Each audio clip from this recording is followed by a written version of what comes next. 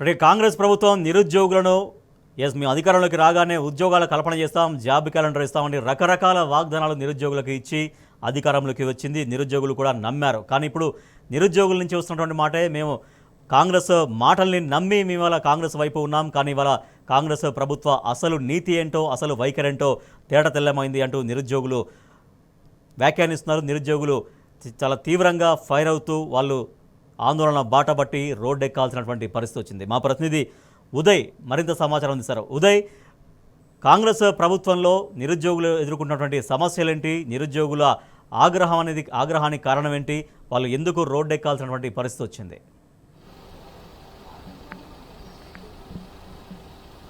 Yes Rajesh, ఏదైతే గతంలో పోలిస్తే ఇప్పుడు విద్యార్థులు కావచ్చు, నిరుద్యోగులు కావచ్చు, కాంగ్రెస్ ప్రభుత్వం వచ్చినప్పటి నుంచి నిత్యం ఏదో ఒక సమస్యపై కూడా పోరాడుతూ వస్తున్నారు.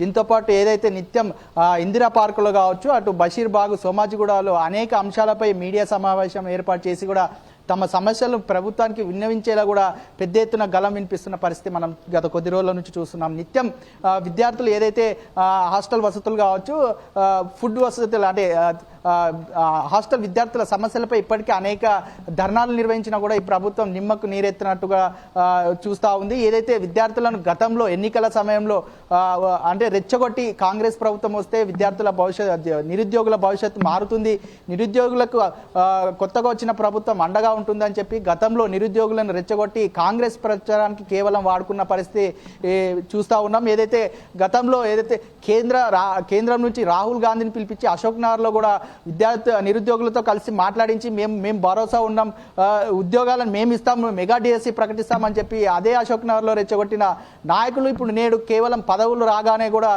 సైలెంట్ అవ్వడం వెనుక దీనిపై విద్యార్థుల తీవ్ర ఆగ్రహం వ్యక్తం చేస్తున్న పరిస్థితి మనం చూస్తా ఉన్నాం. గత కొద్ది రోజుల నుంచి కూడా అశోక్ నగర్ లైబ్రరీలు కావచ్చు, అటు చిక్కడపల్లి లైబ్రరీలు కావచ్చు, అనేక దఫాలుగా కూడా నిరుద్యోగులు తమ నిరసన తెలిపినప్పుడు కూడా ప్రభుత్వం ఎలాంటి స్పందన లేదు. గత కొద్ది రోజుల నుంచి గతంలో పోలిస్తే బీఆర్ఎస్ ప్రభుత్వం ఉన్నప్పుడు ఏదైతే గురుకుల పాఠశాలకు పెద్దపీట వేసి విద్యార్థుల భవిష్యత్తు బాగుండాలని చెప్పేసి గత ప్రభుత్వం ఉన్నటువంటి కేసీఆర్ గారు ఎన్నో సంక్షేమ పథకాలు తీసుకొచ్చి అంటే గురుకుల విద్యార్థులకు అనేక వసతులు ఏర్పాటు చేసి ఇప్పుడు కొత్తగా వచ్చిన ప్రభుత్వం మాత్రం గురుకుల పాఠశాలలను నిర్లక్ష్యం చేస్తూ ఎలాంటి వసతులు లేకుండా చూసిన పరిస్థితి కనిపిస్తుంది. అటు గురుకుల పాఠశాలలో చదువుతున్న విద్యార్థులు సైతం తమ సమస్యలు విన్నవించుకోవాలంటే అటు అధికారులు కూడా అందుబాటులో లేకపోవడంతో ప్రతి చిన్న విద్యార్థులు కూడా ప్రతి ఒక్క రోడ్డు మీదకి తమ నిరసనలు కార్యక్రమాన్ని తెలుపుతున్న పరిస్థితి మనకు కనిపిస్తూ ఉంది. గత కొద్ది రోజుల కిందట మనం చూసుకోవచ్చు, గురుకుల పాఠశాలలో తీవ్ర అస్వస్థకు గురై కూడా కొంతమంది విద్యార్థులు చనిపోయిన పరిస్థితి మనం చూస్తా ఉన్నాం. దీన్ని బట్టి మనం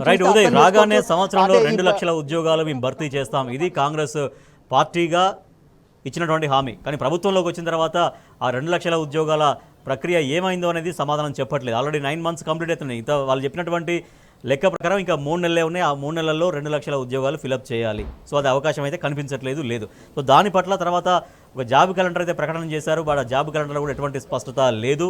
విద్యార్థులు లేదా ఉద్యోగులు నిరుద్యోగులు ఎవరైతే కోరుకుంటారో వాళ్ళకి స్పష్టమైనటువంటి విధానం ఆ జాబ్ క్యాలెండర్లో ఏమీ కనిపించట్లేదు. సో దీని పట్ల ఎటువంటి రియాక్షన్ ఇస్తున్నారు, వాళ్ళు ఎటువంటి రియాక్ట్ అవుతున్నారు అట్లా? ఎస్ రాజేష్, మీరు చెప్పింది కరెక్టే. ఏదైతే గతంలో ఎన్నికల సమయంలో నిరుద్యోగులను ఉద్దేశించి జాబ్ క్యాలెండర్ ప్రకటిస్తాం, ఆ జాబ్ క్యాలెండర్ వైజే మేము ఉద్యోగాలను ఇస్తామని కూడా చెప్పి ఇంతవరకు కూడా ఎలాంటి అంటే నోటిఫికేషన్ విడుదల చేయలేదు. గతంలో ఏదైతే బీఆర్ఎస్ ప్రభుత్వం విడుదల చేసిన నోటిఫికేషన్ ఆధారంగానే అదే ఉద్యోగాలను నియామక పత్రాలను ఇచ్చి మేమే ఇచ్చామని చెప్పి కూడా గొప్పగా చెప్పుకున్న పరిస్థితి కనిపిస్తూ ఉంది. ఏదైతే నోటిఫికేషన్ లేకుండా నియామక పత్రాలు ఇవ్వడం ఏంటని కూడా కొంతమంది నిరుద్యోగులు తమ అసహనాన్ని వ్యక్తం చేస్తున్నారు. ఇప్పటికే Group 1, Group 2, Group 3 పోస్టులు పెంచాలని పెద్ద ఎత్తున గత కొద్ది రోజుల నుంచి ఇందిరా పార్కులో పెద్ద ఎత్తున ధర్నా చేసినా కూడా ఎలాంటి స్పష్టత రాకపోవడంతో మరి రాబోయే రోజుల్లో కూడా మరింత ఉధృతం చేస్తామని కూడా నిరుద్యోగులు సైతం ఈ ప్రభుత్వానికి హెచ్చరించిన పరిస్థితి మనకు కనిపిస్తూ ఉంది. ఏదైతే Group 1 సంబంధించిన ఇప్పటికే Group 1 సంబంధించిన ఎంతో మంది విద్యార్థులు తమ భవిష్యత్తును నాశనం చేసుకున్నామని కూడా తమ ఆవేదన వ్యక్తం చేస్తున్న పరిస్థితి మనం చూస్తూ ఉంటే ఏదైతే Group 1 సంబంధించిన 1:100 చేస్తే కనీసం నిరుద్యోగులు కొంతమంది అయినా కూడా క్వాలిఫై అవుతారని కూడా కొంతమంది ఆవేదన వ్యక్తం చేస్తున్న పరిస్థితి కనిపిస్తూ ఉంది. ఏదైతే Group 3, Group 4 పోస్టులు వెంటనే పెంచి నిరుద్యోగులను ఆదుకోవాలని కూడా ఇప్పటికే రాష్ట్ర వ్యాప్తంగా కూడా ఎక్కడికక్కడ ధర్నాలు నిర్వహిస్తుంటే అటు నిరుద్యోగులను వారి గలం వినిపించకుండా అడ్డుకునేందుకు ఇప్పటికే విశ్వ ప్రయత్నాలు చేసింది. రైట్, కాంగ్రెస్ ప్రభుత్వంలో నిరుద్యోగులు రోడ్డు ఎక్కాల్సినటువంటి పరిస్థితి వచ్చింది. అధికారంలోకి వస్తే సంవత్సరానికి 2 లక్షల ఉద్యోగాలు ఇస్తామని చెప్పారు, నింపుతామని చెప్పారు. బట్ ఇప్పటికే 9 మంత్స్ కంప్లీట్ అయింది ఇవాళకి. ఇంకా మిగిలింది 3 నెలలే. ఆ 3 నెలల్లోనే 2 లక్షల ఉద్యోగాలు ఎట్లా ఇస్తారు?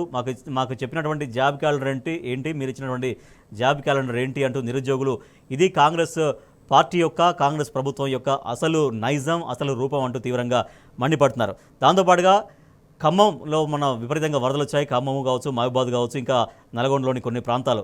వీటిపైన ముందస్తుగా వాతావరణ శాఖ హెచ్చరించినా కూడా ప్రభుత్వం ఏమాత్రం అప్రమత్తం కాకపోవడంతో పెను నష్టం వాటిల్లింది.